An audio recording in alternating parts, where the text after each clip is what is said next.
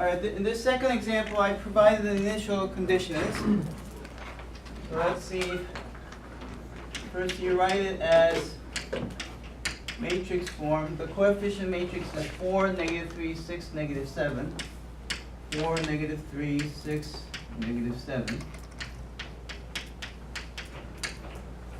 Therefore, the eigenvalue equation, the characteristic equation is you subtract lambda off the diagonal,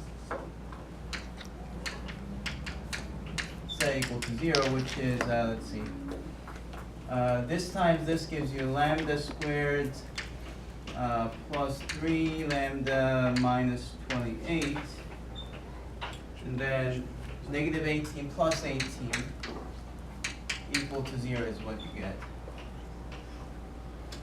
which is lambda squared plus 3 lambda minus 10 equal to 0, so lambda minus 5, no, plus 5 lambda minus 2 is equal to 0, giving you the two solutions, -5 and 2, right?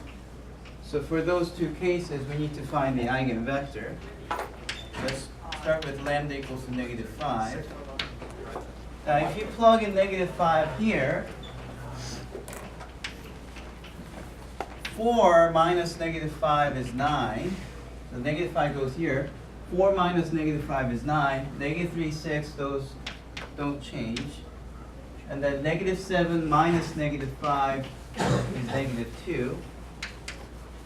And you're trying to find this equal to 0. And if you read the top row, it becomes 9a minus 3b equal to 0.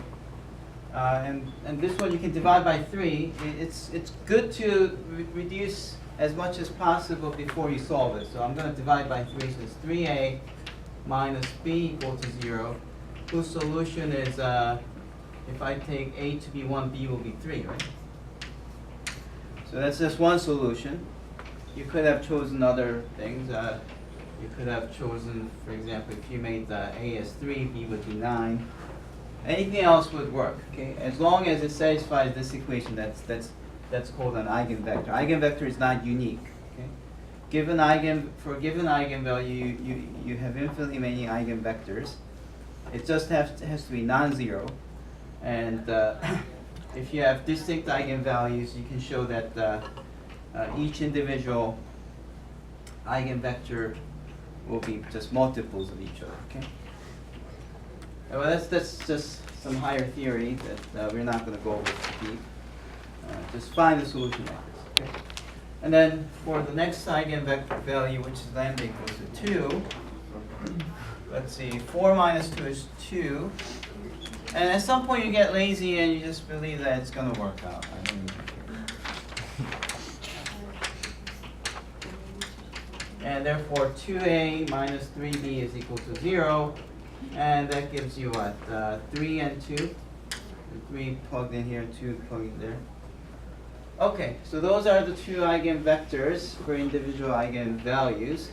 And now I'm ready to write down the solution. What is it? x1, x2 is c1 times eigenvector 1, 3, e of -5t, because that's the eigenvalue. You place it e to the lambda t. That's the formula. So it's v, you call this v. So v, usually the formula is v vector e to the lambda t. And this v vector is actually a column vector. That's how people say it. So if you have first eigenvalue lambda 1 and you pick one eigenvector, you take c1 and then you take a second eigenvector and t. That's how you write it as a formula. But rather than trying to memorize this formula, it's better to do examples. It just immediately tells you what to do. Right? C2, 3, 2, e to the 2t. Okay, so that's the general solution. Now, what are we looking for? We are not just looking for the general solution. We also need something that satisfies the initial condition. Okay? So let's use the initial condition. When you plug in 0 into this function, 0 for t, On the left side, x1 of 0 is 1, x2 of 0 is negative 1. On the right side, you get c1, 1, 3, and e to 0th power is 1, so you just put 1, it doesn't matter. Okay, and then c2, and you get 3, 2. So you need to find out c1 and c2 that will satisfy this equation. Now if you read the top row, this means 1 is equal to c1 plus 3c2, right? If you read the bottom row, it's negative 1 equals to 3c1 plus 2c2.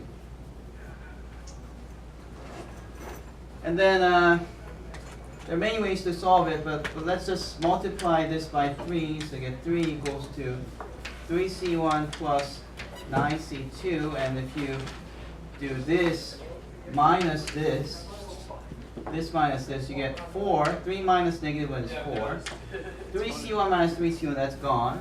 9c2 minus 2c2, that's 7c2, giving you c2 as 4 over 7. And then because c1 is 1 minus 3c2, if you solve this for c1, c1 is 1 minus 3c2, that's 7 over 7. You can rewrite 1 as 7 over 7. 3 times 4 is 12, so minus 12 over 7, which is negative 5 over 7. And then you plug them back into here, and therefore your final answer is the following. It's what is x1? x1 is, since c1 is c1 is negative 5 over 7, it's negative 5 over 7 times 1 times e to the negative 5 over 7 times 1 times e to the negative 5t. And then c2 is 4 over 7, that has to be multiplied by 3. 3 times 4 is 12, so it's plus 12 over 7 e to the 2t. And x2 is, again, negative 5 over 7 times 3, so it's negative 15 over 7 e to the negative 5t, plus positive 4 over 7 times 2, so that's 8 over 7 e to the 2t. And this pair of functions, you can, if you have the time to verify, you can actually plug in 0 to show that these initial conditions are met. You can also differentiate this and plug it in here to show that this actually satisfies the differential equation. Okay? So that's it. That's how you solve it.